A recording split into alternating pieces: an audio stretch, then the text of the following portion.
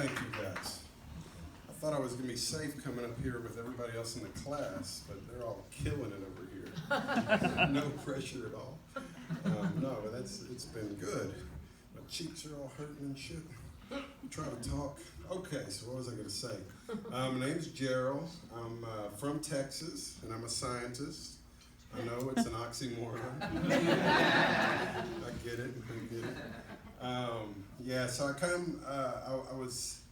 grew up I was born in Houston and stayed there for 11 years, and then we moved to deep East Texas, like deep East Texas.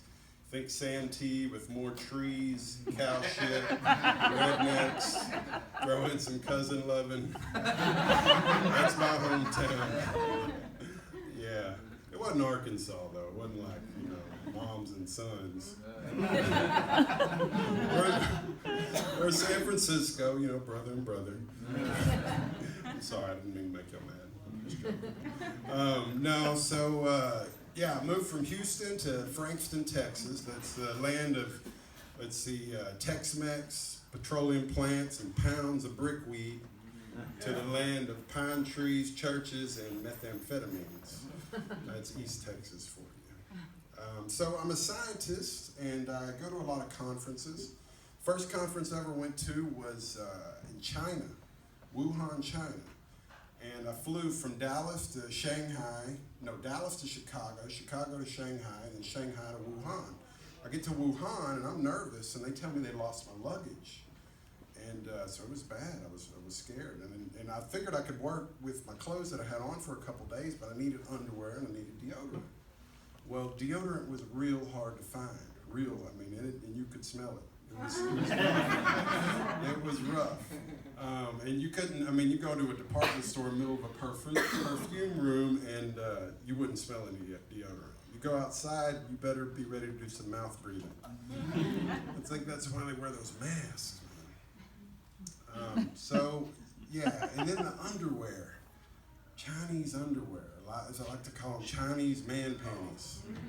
I got something like triple extra large, and it's still something like a thong you'd buy from Victoria's Secret, mixed with maybe a Brazilian Speedo. But it's humid there, like real humid, so I had to do something. I put these things on, and you try to walk, your junk just don't fit in these things.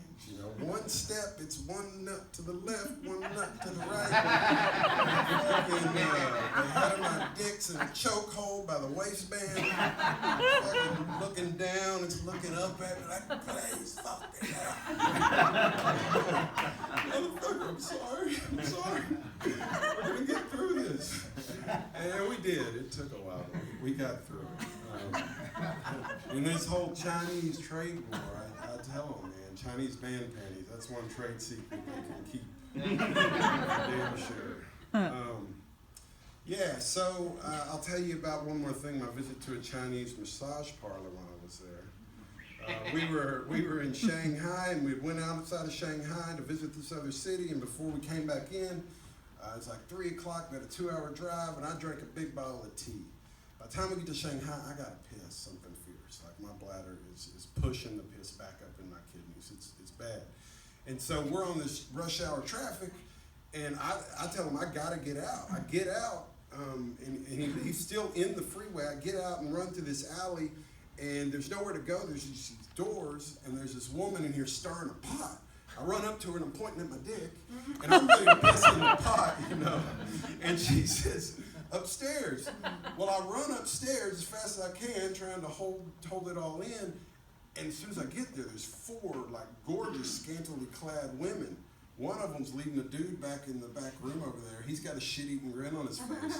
The other one reaches for my hand, and at that time I'm still pointing at my dick, but I realize I'm in a fucking massage parlor.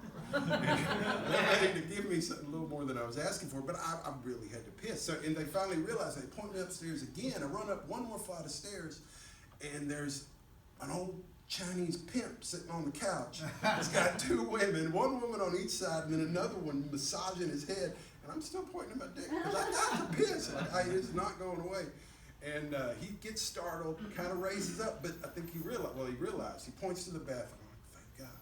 Run to the bathroom. I fill up that little hole in the floor. And I'm sitting there, you know, at that feeling after you get done pissing, you just feel real good. And I realized my van full of scientists sitting out there in the Shanghai freeway. So I run back down, giving a gratuitous bow all the way down, and I get back in the van, but now I have the shit-eating grin on my face, and they said, how did it go? I said, well, it was a happy ending. Thank you, guys.